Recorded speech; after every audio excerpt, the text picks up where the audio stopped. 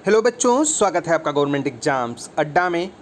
बच्चों 2 दिन में आपका एग्ज़ाम होना है कंपार्टमेंट का, और बहुत सारे बच्चे ऐसे हैं जिनकी तैयारी बहुत अच्छे से नहीं हो पाई है।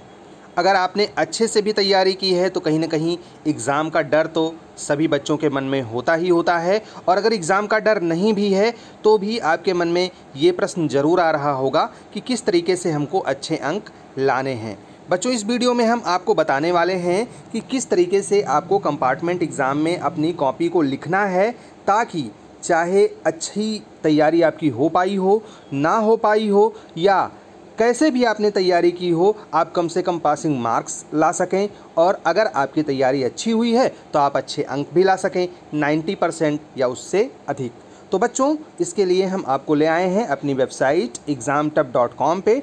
यहाँ पर हमारी एक आर्टिकल मौजूद है जिसका शीर्षक है, जिसका टाइटल है how to write in board exams copy. मतलब कि बोर्ड एग्ज़ाम में आप अपनी कॉपी कैसे लिखेंगे। बच्चों ये बहुत महत्वपूर्ण है, आप इस वीडियो को स्किप मत करना, क्योंकि ये आने वाला 4-5 मिनट आपको न सिर्फ अपने कंपार्टमेंट एग्ज़ाम में पास करवा सकता है, बल्कि ऐसे चेंजेस आपके अंदर आएंगे कि आपका पूरा एटीट्यूड बदल जाएगा, सही तरीका पता चल जाएगा। हमारे बहुत से बच्चे इसी वजह से फेल होते हैं क्योंकि उनको लिखने का सही तरीका नहीं मालूम। उनको आंसर आता है, किस तरीके से अपना आंसर रिप्रेजेंट करें उनको नहीं पता होता, और इसी गलती में वो हड़बड़ा जाते हैं, आत्मविश्वास कम हो जाता है, और जो कुछ उनको आता भी है वो भूल जाता है। तो यहाँ पर हम आपको टॉपर्स की कॉपी दिखाएंगे, कॉपी दिखा करके प्रूफ सहित आपको बताएंगे कि किस सब्जेक्ट में किस क्वेश्चन को किस तरीके से आंसर देना सही होता है, ताकि अगर आप बहुत अच्छे से नहीं भी लिख पाए हैं तो भी आपको अच्छे अंक मिल जाएं।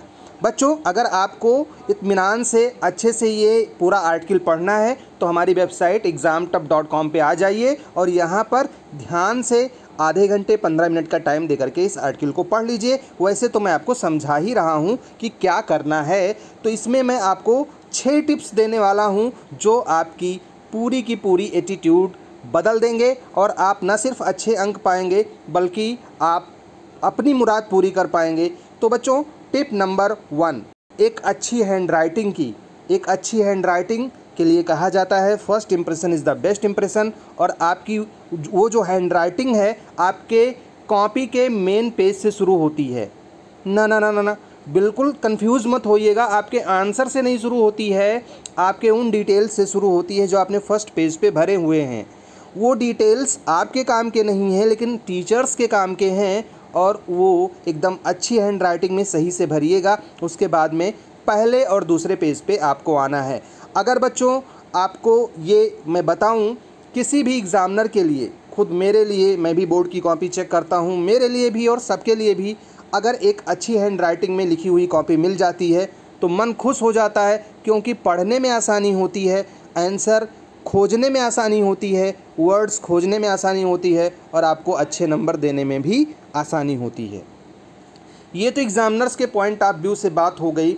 इससे अगर आप अच्छी हैंड राइटिंग में लिखेंगे तो आपकी कॉपी में कटिंग कम होगी, आपकी कॉपी साफ़ सुथरी दिखेगी, और पॉइंट वाइज आपको यहाँ पे लिखना है। जैसे यहाँ पे पॉइंट डाल करके लिखा गया है, अच्छी हैंड राइटिंग में पॉइंट वाइज आपको अच्छे नंबर दिलाने के लिए ये बहुत ज़रूरी चीज़ है।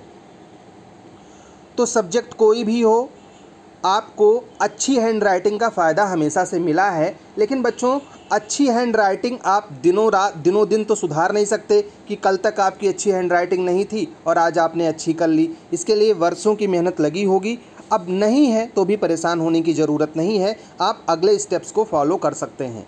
दूसरा स्टेप बच्चों है कि अगर आपको कहीं भी डायग्राम बनाना है किसी भी तरीके का, तो वो साफ़ सुथरा बने और एकदम अच्छी लेबलिंग वाला होना चाहिए। एक और बात, कॉपी के बीचों बीच में आपको डायग्राम बनाना है ताकि आपको लेबलिंग करते टाइम दिक्कत ना हो। पेंसिल से डायग्राम बनाना है, बीच में डायग्राम बनाना है, और इसके चारों तरफ आप लेबलिंग का यूज़ करिए। लेबलिंग का मतलब कि जो भी डिफरेंट पार्ट्स हैं उनके नाम लिखिए।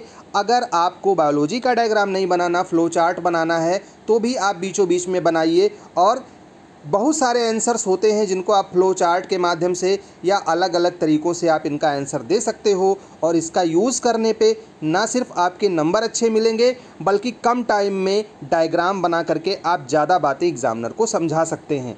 तो ऐसा होता है कई बार, मान लिया किसी से पूछा गया कि फोटोसिंथेसिस क्या होता है, बच्चों ने बता दिया H2O, कार्बन वाटर लगा, कार्बन डाइऑक्साइड लगा, दोनों को जोड़ दिया और बता दिया फोटोसिंथेसिस, यहाँ पे सनलाइट और क्लोरोफिल लिख दिया। हमारी बात समझ में आ गई। अगर उसको इक्वेशन नहीं भी आता है तो हमको पता चल गया कि इनको आता है, नंबर मिल गया। तो इस बात का ध्यान आपको रखना है।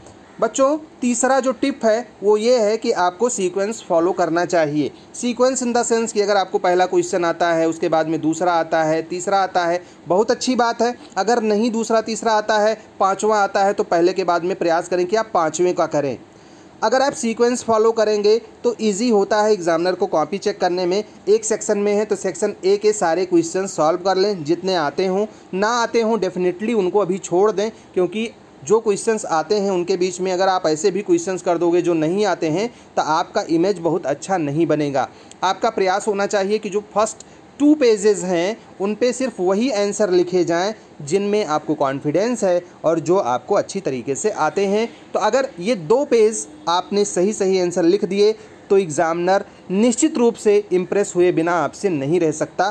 तो सीक्वेंस को फॉलो करिए जितना संभव हो। अगर सीक्वेंस फॉलो नहीं भी हो पाता है तब भी मार्क्स आपको मिलेंगे। इसमें मार्क्स कटते नहीं हैं, लेकिन थोड़ी सी सहूलियत हो जाती है एग्ज़ामिनर को और वो आपसे इम्प्रेस होता है। Doubt net. बच्चों आप किसी सवाल पर अटक गए हो या आपसे सॉल्व नहीं हो पा रहा है तो उस क्वेश्चन का फ़ोटो लेना है, क्रॉप करना है और बस 5 सेकंड में मिलेगा वीडियो सॉल्यूशन। फिर चाहे वो क्वेश्चन आपके होमवर्क का हो, CBSE, UP, Bihar, Maharashtra, Rajasthan, MP या अन्य बोर्ड का हो, चाहे IIT, JEE, नीट या 6वीं से 12वीं तक के फिजिक्स, केमिस्ट्री, मैथ्स, बायोलॉजी का सवाल हो तो जवाब मिलेंगे डाउट नेट ऐप पर। साथ ही इस ऐप पर 9वीं से 12वीं तक हिंदी व इंग्लिश मीडियम में चल रही हैं लाइव क्लासेस, यानी अब पूरी पढ़ाई होगी डाउट नेट ऐप पर।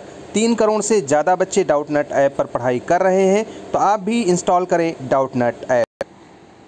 चौथी टिप है बच्चों की जब भी आप आंसर लिखें तो उनके बीच में स्पेस दें। स्पेस 3-4 लाइन का होना चाहिए। पॉइंट वाइज लिख रहे हैं तो पॉइंट वाइज में भी 1-2 लाइन का डिफरेंस आपको देना चाहिए। इससे आपका आंसर दूर दूर दिखेगा। मैं यहाँ पे दिखा देता हूँ, यहाँ पे एक टॉपर की कॉपी में कि देखिए इसने थोड़ा थोड़ा डिफरेंस क्रिएट किया हुआ है। एक क्वेश्चन का आंसर दिया है, उसके बाद में 2 लाइन छोड़ी है, फिर ये आंसर दिया हुआ है, ताकि क्लियर हो जाता है कि ये वाला इतना आंसर किसी दूसरे क्वेश्चन का है और इतना आंसर किसी दूसरे क्वेश्चन का है। तो दूर से ही देख करके आसानी से पता चल जाता है और कहीं किसी तरीके का कन्फ्यूज़न नहीं होता कि हम इसको चेक कर चुके हैं, इसको नहीं चेक करना, इस पे नंबर मिल चुका है। तो जो क्वेश्चन छूट जाने की संभावना होती है एग्जामिनर से, वो संभावना नहीं रह जाती, प्लस आपकी इमेज अच्छी बनती है और आपको अच्छे मार्क्स मिलते हैं। 5वीं टिप है बच्चों की, कई बार ऐसा होता है कि आपको लगता है कि कुछ क्वेश्चंस आउट ऑफ सिलेबस आ गए हैं या ये क्वेश्चन रॉन्ग है। अगर आपको ऐसा लगता है तो उन क्वेश्चंस को ज़रूर अटेम्प्ट करना। ये मैं इसलिए कह रहा हूँ कि बाद में CBSE को जब ये बात पता चलती है तो ये डिसाइड किया जाता है कि जिन जिन बच्चों ने इन क्वेश्चंस को अटेम्प्ट किया है उनको सभी को मार्क्स दिए जाएं और फुल मार्क्स दिए जाएं। तो अगर कोई ऐसा क्वेश्चन आपको मिल जाता है जिसकी संभावना बहुत कम है, लेकिन अगर मिल जाता है तो उसको अटेम्प्ट ज़रूर करिएगा। उस कंडीशन में आपको अच्छे नंबर मिल जाएंगे। उस प्रश्न के नंबर तो आपके बिल्कुल भी कटेंगे नहीं।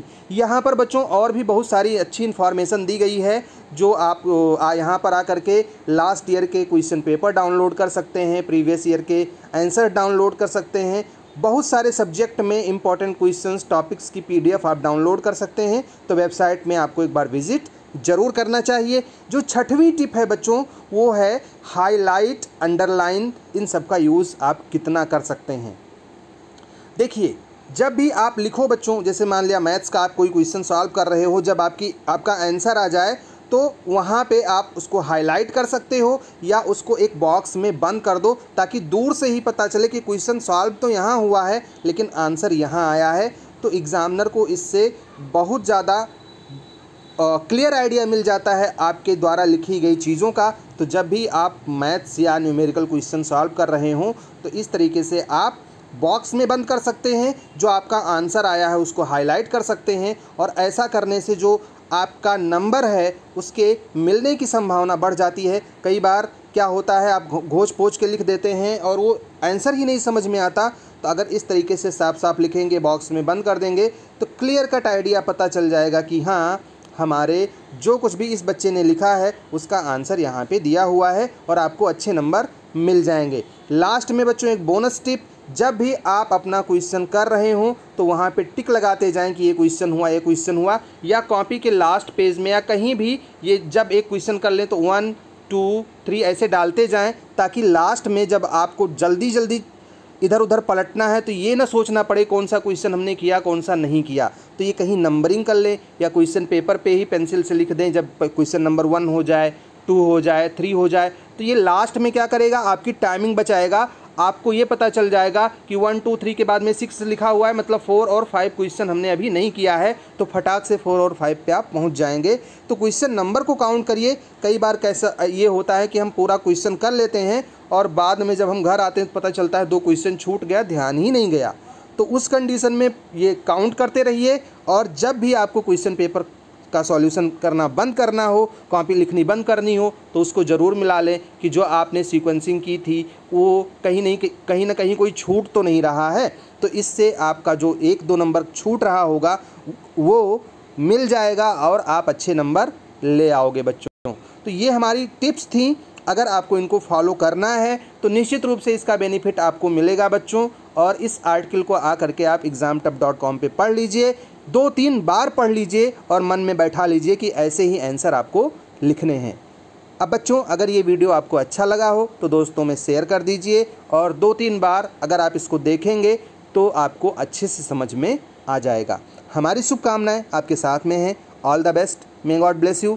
अच्छे से एग्ज़ाम दे करके आइएगा और हमें इसी वीडियो के कमेंट में बताइएगा कि आपका पेपर कैसा हुआ।